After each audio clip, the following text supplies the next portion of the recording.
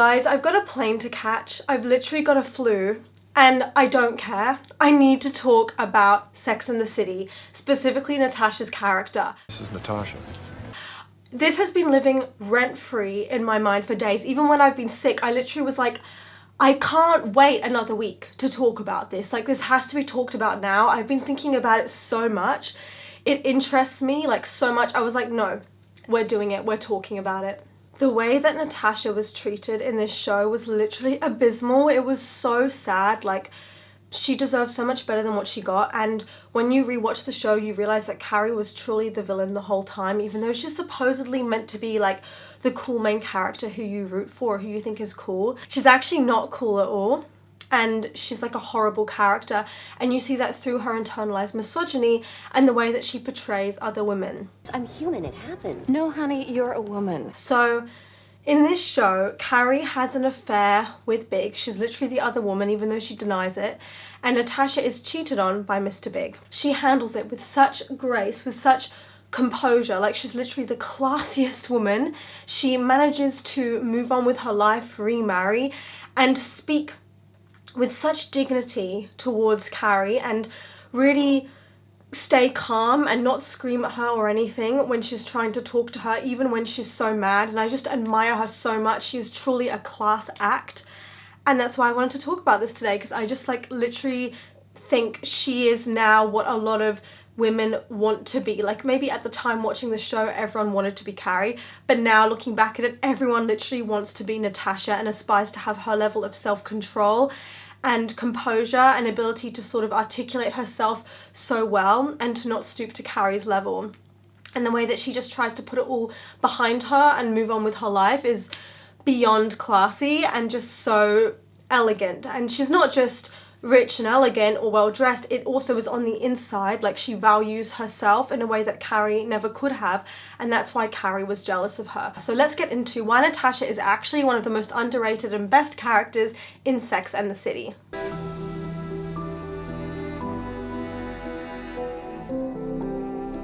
Natasha is the example of if he wanted to, he would, because he claims to have commitment issues, but then he has no problem when it comes to committing to Natasha and proposing to her and marrying her, because she fit the mold of what his dream woman looked like. The only catch is that once he realized that Natasha was someone who would hold her own and would want to be respected and valued, he realized he didn't want that anymore, and that's why he cheated on her and he kind of craved Carrie again, because Carrie would always just be his doormat. And even though he didn't respect her, he liked that she could always be there for him whenever he needed. Whereas Natasha, on the outside, she looked like the kind of woman he wanted and someone that could just be on his arm and be a trophy wife. But then when he actually got to know her, he realized that it was a lot deeper for her. Like, she wasn't that kind of girl that would just do whatever, and she was actually very perceptive and would notice things.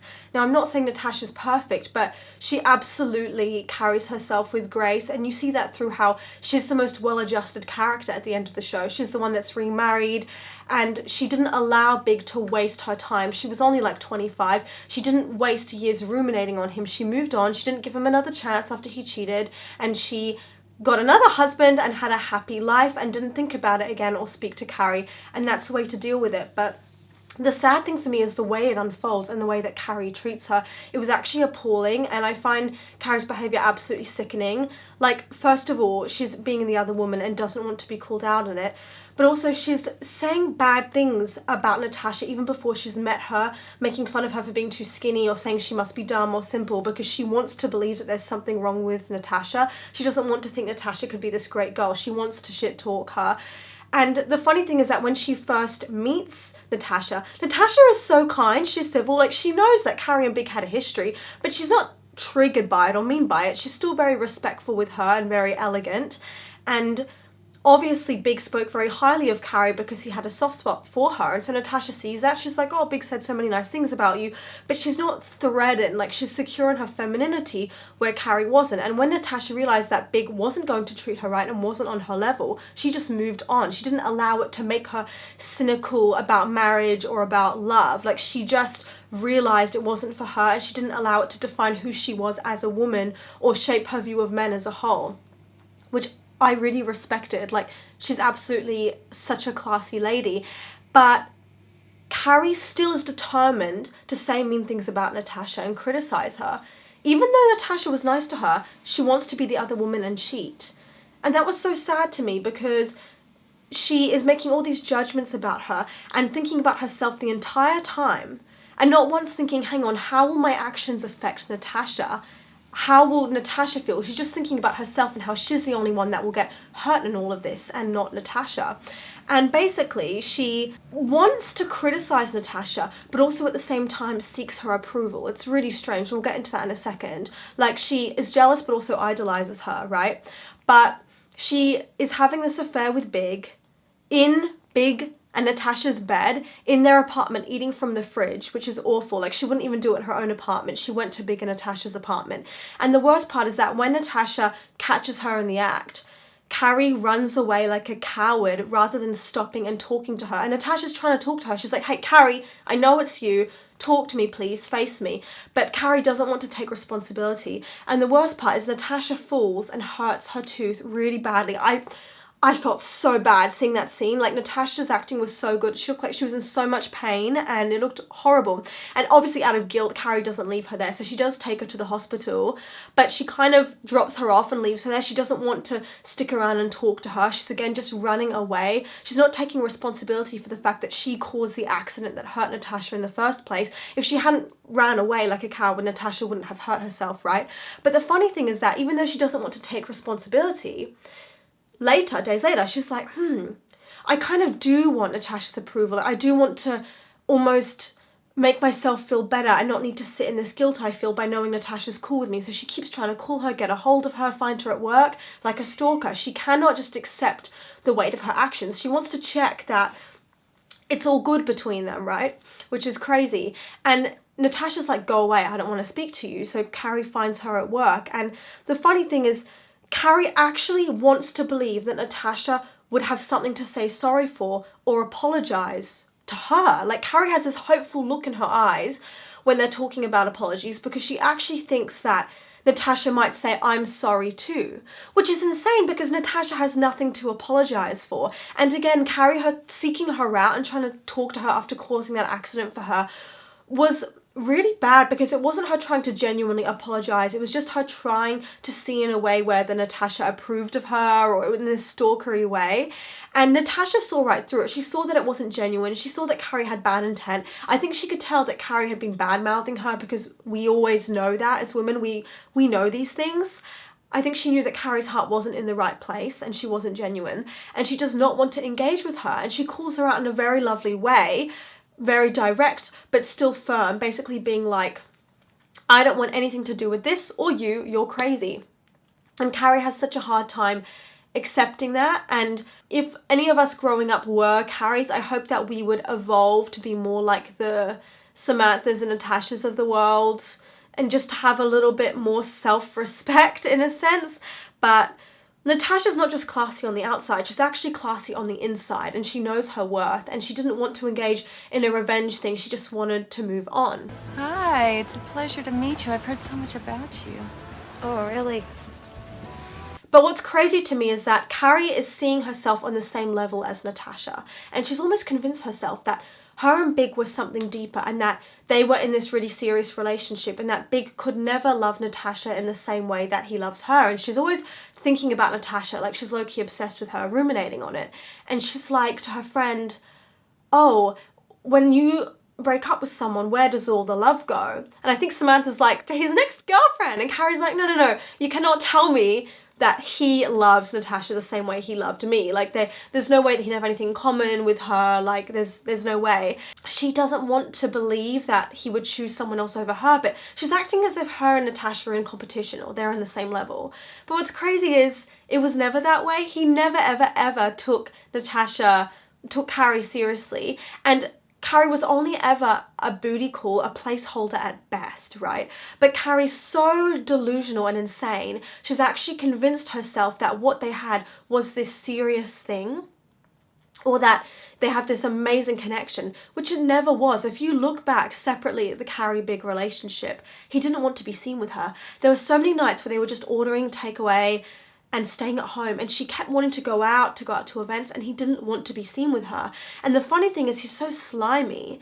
He was never ever direct about it. He was never like, Carrie, I don't want to go out with you. He was like, oh, you know, I've had a really hard day at work, like I'm tired, I don't want to go to like another shallow event. And he's never actually saying, I just don't want us to be a big deal. He was ashamed, he wanted to hide her away, but she was always trying to beg for his approval and laugh and pretend it didn't bother her when it did, you know. But I'm sure, as we see, he has no problem being out and about with Natasha because he wants to be associated with her. He doesn't mind. The funny thing is, as rich as Mr. Big is, he's very cheap because he has the ability, unlike some men, to really be a provider, to woo Carrie and take her on these expensive dates and travel with her and things that some guys would dream of doing with their girlfriends if they had the money. And he could, it's fully within his capabilities. He doesn't lose anything, he's so rich, and he doesn't want to. He doesn't treat her like a princess, even though he, above anyone, has the capability to do so. And it's so funny that he was this apparently rich, successful guy, but he had such a stingy mindset when it came to her. He didn't want to spoil her, and he didn't really care about like doing anything great for her. And then if he did suggest to help her out financially, she would actually reject it because she didn't want to, I don't know whether she didn't want to owe him anything or she didn't feel worthy of receiving that money, but when the opportunity came up, she wouldn't take it. It was really bizarre. But this dynamic, the Carrie, Big, Natasha love triangle, has never sat right with me ever in my life because Carrie's this older woman and Natasha's like 25. Carrie's like 10 years older than her and is treating her like this and being so mean to her. And I feel so bad because you change so much in those years. Natasha's like a baby in comparison. So it's just really wrong on all kinds of levels. But then I thought about it and I was like, isn't Big a lot older than Carrie? Because then there's another power dynamic there with him being so much older than both of these women, with older men thinking they can take advantage of younger girls and use their status and their years of life experience to, in a way, yes, manipulate them, but also they know that they've worked for longer, so they have access to more resources and money to take the girl out on nice dates, and they almost use that to their advantage. Like, they're not genuine and they're wanting to impress, but like in a really shallow way. And when you look at the power dynamics there in terms of age, it makes it like another level of icky because Big was kind of too old for both of them. Slow down, I can't think. And a really big sign of this was Big calling Carrie kid all the time. It is, no, like no guy who ever likes you will be calling you kid unless it's some kind of inside joke between you. No guy would actually want to call you that, okay? And I remember, by the way, one time I went out with a guy very briefly and he would call me girl a lot, like, hey girl, hey girl. I found it really, really weird. I didn't like it. Hence why it was a very short-lived thing, because I think there's something weird about that. Like, rather than just call me by my name, just say, hey Serena or hey Carrie. Like, when you call someone kid or girl, it's like there's, especially like the way they say it, there's something patronizing and objectifying about it. And he was also patronizing not just because of that, because okay, you could say that's just one thing, but it's never just the name. It's always a part of so many other bigger red flags and problems that are at play there. It's never just the name, it's all these other signs normally accompany it, that there's something wrong with this person. And for me, another big sign was that he wanted someone of high social superiority, almost like Natasha, because Carrie's not as successful and his relationship with her only started going better when she became a more established and successful writer. So in a way, he only wanted someone in his circle. And I don't think that he particularly loved Natasha either. He just loved what she represented. But he doesn't have a good reputation. We know he already cheated on his first wife. The red flags were there. And he doesn't have a good reputation in New York. And in a way, I was wondering if that's why he chose Natasha, because he wanted to find a way to weasel his way back into society and to be seen as cool again. And he was using women as a stepping stone to do that, almost like a vampire would. And there's actually a theory, I don't remember where I read this, I'm sorry, but there is a theory that Big was seeing Natasha even before he met Carrie. and even before Paris, because it seems like he met her in Paris and they fell in love in Paris, but there's a suggestion that they were seeing each other even before then, and that's why he was always so secretive with Carrie, and she was never allowed to leave anything at his place. That's why they were never meant to be seen together, and that's why he didn't want to have a picture of her on his drawer or anything like that, because he was worried about that. And it would make so much more sense actually if he was unavailable from the start when Carrie met him and she just didn't know that either. The crazy thing is, years later in the reboot, we learned that actually when Big died, he left money to Natasha in his will, like $1 million or something. And Carrie's so bothered by this because she thinks that maybe it means they were seeing each other, or Natasha still had a place in Big's heart. And I don't think it was that at all. Like, I genuinely think that it's just that it was guilt, and he knew that he wasted Natasha's time. She was too good for him, and it was almost like a half-hearted apology to sort of do a gesture by leaving her some money, but I really believe that it was no deeper than that. And it also shows how much more respect he had for Natasha, even after his death, even after his marriage to Carrie. And that's why Carrie was never happy in their marriage. She was never satisfied, because she knew that she played dirty to get there, and it was like a dirty relationship.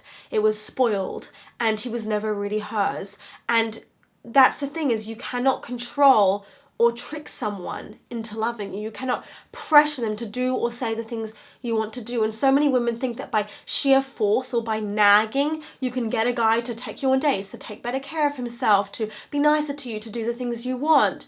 And you can almost mother or coddle him into doing that. But that's not the case. You can say it once, and they've heard it the first time, they've heard it, and leave it. And Carrie just thought that by sheer repetition or something, she could drill it through to him, or by stalking his exes, stalking his ex-wife. This was a pattern for her. Carrie is low-key a stalker, and nobody talks about this, but she is more than just a bit, have some patterns of limerence, which we all do, but she was limerent to the point that she was obsessing. And what is limerence, by the way? Limerence is when you have this like fantasy about someone that becomes obsessive, and you spend more time in your imagination thinking about them than having actual interactions with them. And sometimes it can be somebody that you never really went out with, or you've never spoken to, like a celebrity. And other times it's someone, maybe you went out with them once, it didn't work out, and you spend months or even years being limerent about it and wondering what could have happened, and having this idea of who they are based on your head and not your real life interactions with them. Limerence can be one of the most painful and dangerous things, especially when you're younger. I'd say teens to early 20s, that's when we tend to have the most experiences of limerence, because I don't even know what it is. Maybe it's because our frontal lobe isn't as developed, or we romanticize things more, we're more vulnerable, and maybe we don't really want a real relationship, so it's easier to stay in our imagination. But I believe that a majority of Carrie's relationship with Big was based on this limerence and on her dream and her romanticizing everything, as opposed to them actually being good together. Now, a few days ago, I was trying to look at this show from Natasha's perspective, and I suddenly realized how messed up it is that, imagine for a moment, you're in Natasha's position, you're 25, you're dating an older man with money, he cheats on you. The girl he cheats on you with was having sex with him in your bed and eating from your fridge in her underwear. She runs away when you confront her, like literally runs away, like a loser. And then she spends the next 5, 10, 20 years obsessing about you and wanting to check up on you and see how you're doing. Keep in mind, you're 25 and she's this creepy older woman, like 10 years your senior. That is so creepy. Like, she wasn't even Natasha's age. She's this older, gross woman, and you're like, ew. And like, this low-key, I was like, ew, when I was watching the And Just Like That show, and it's been years. Big is dead. They've all aged. They're like 59, 60. They've got grey hairs. Like, they are older women, like middle-aged, okay?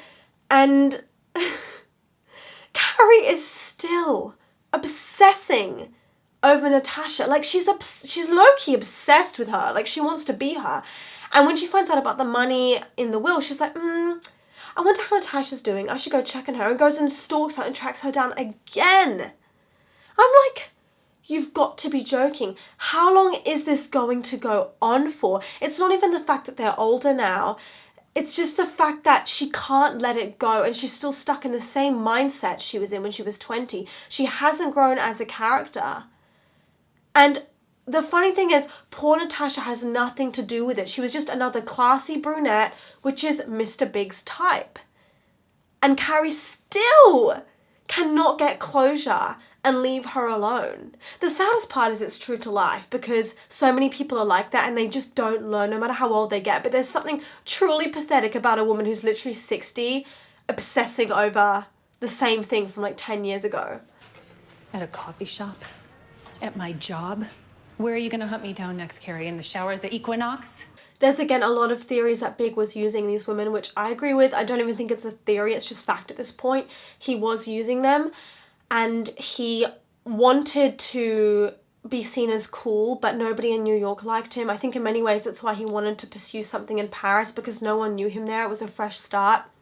He doesn't have a good reputation because he's not a nice guy. Carrie represents the girl that's just craving male validation and will do anything to receive it. Whereas Natasha represented the woman that saw the bullshit and decided she was done with it, and that she didn't want to do it anymore. She was the one that was like, no, I'm not having this is weird. And she showed herself out politely, classily, and moved on without needing to fight or waste years of her life ruminating about it, and without even really taking it personally either. And that's what I really respected about her.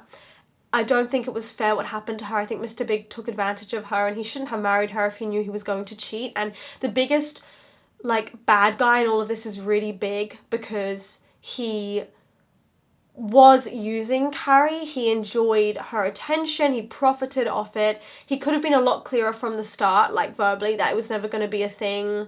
When he saw that she was falling in love with him and he wasn't, he could have just ended things, but he would come back to her again whenever it suited him or whenever he wanted sex. And that's basically all it was for him, was just some validation, sex. It sounds so gross, I'm sorry, but it's true, it's literally all it was. He didn't actually care about her, and she was too stupid to see it. He didn't actually care about Natasha either, but she was okay with knowing that she could deal with the pain when that fallout happened, and that she would move on, and that she deserved better, because she actually knew her worth. And that's why she's such a great character, because in many ways she serves as a foil to Carrie and a contrast of what you should do. And one of the reasons why I don't actually enjoy this show that much is because I find all the characters just so irritating and unlikable.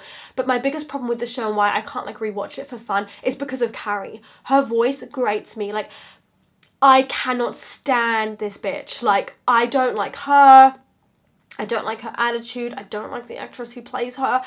And she just is this spoiled, whiny, self-centered brat who never learns anything. And I always tell people we're too harsh on female characters, let's not go and be all critical of them. But in this case, I think Carrie highly deserves the criticism, because not only is she very egocentric, and I'm so sick of her stupid internal monologues, but she also never really develops or grows into the woman that she should be. So you can't even be happy for her at the end of the show. And instead all she does is develop these hyper-fixations like she does with Natasha and Big, where she cannot for the life of her let things go and just give herself closure over them.